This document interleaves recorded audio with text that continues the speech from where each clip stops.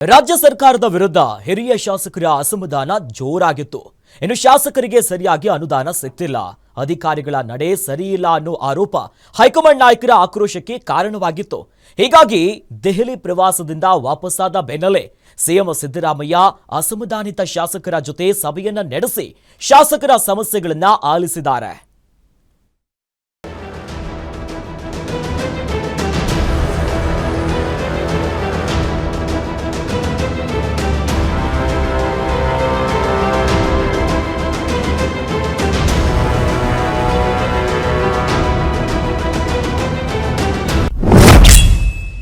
CM Siddaramaiah ಭೇಟಿಯಾದ ಶಾಸಕರ ದಂಡು. ಕ್ಷೇತ್ರಗಳ ಅನುದಾನಕ್ಕಾಗಿ ಎಂಎಲ್ಎಗಳಿಂದ ಫುಲ್ ಡಿಮ್ಯಾಂಡ್. ರಾಜ್ಯ ಕಾಂಗ್ರೆಸ್ನಲ್ಲಿ ಅನುದಾನ ವಿಚಾರಕ್ಕೆ ಸ್ವಪಕ್ಷದಲ್ಲಿ ಬಿರುಗಾಳಿ ಎದ್ದಿದ್ದು, ಈ ವಿಚಾರ ಸಿಎಂಗೂ ಮುಜುಗರ ಉಂಟು ಮಾಡುವಂತಾಗಿತ್ತು. 3 ದಿನಗಳ ಕಾಲ ದೆಹಲಿ ಪ್ರವಾಸ ಮುಗಿಸಿ ಬೆಂಗಳೂರಿಗೆ ಬರ್ತಿದ್ದಂತೆ ಸಿಎಂ ಸಿದ್ದರಾಮಯ್ಯ ಶಾಸಕರ ಅಳಲಿಗೆ ಸ್ಪಂದಿಸಿದ್ದಾರೆ. ಅಸಮಾಧಾನಿತ ಶಾಸಕರ ಭೇಟಿ ಮಾಡಿದ ಸಿಎಂ ಸಮಸ್ಯೆಗಳಿಗೆ ಪರಿಹಾರ ಒದಗಿಸುವ ಭರವಸೆ ನೀಡಿದ್ದಾರೆ.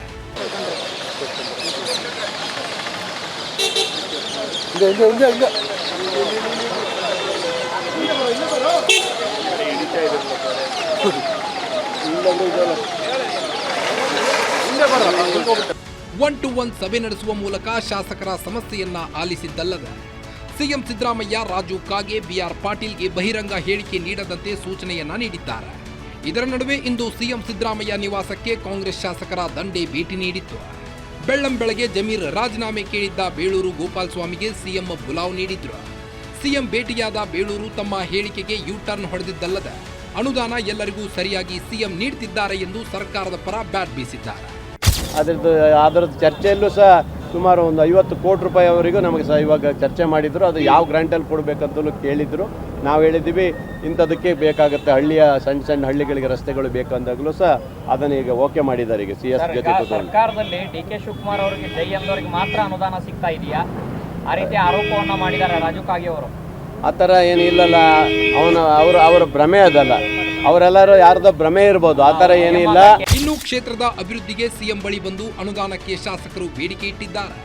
ಬೇಲೂರು ಗೋಪಾಲಕೃಷ್ಣ, ನರೇಂದ್ರ ಸ್ವಾಮಿ, ಕೆಎನ್ ರಾಜಣ್ಣ, ಹಾಸನದ ಸಂಸದ ಶ್ರೇಯಸ್ ಪಟೇಲ್ ಹಾಗೂ ಉಚ್ಚಾಟಿತ ಶಾಸಕ ST ಸೋಮಶೇಖರ್, ನಂಜೇಗೌಡ ಸಿಎಂ ನಿವಾಸಕ್ಕೆ ಭೇಟಿ ನೀಡಿ ಅನುದಾನಕ್ಕೆ ದುಂಬಾಲು ಬಿದ್ದಿದ್ದಾರೆ. ಸಿಎಂ ಶಾಸಕರನ್ನು ಭೇಟಿಯಾಗಿ ಸಮಸ್ಯೆಗಳನ್ನು ಆಲಿಸಿ ಕ್ಷೇತ್ರದ ಅಭಿವೃದ್ಧಿಗಳ ವಿಚಾರಕ್ಕೆ ಚರ್ಚೆ ನಡೆಸಿದ್ದಾರೆ.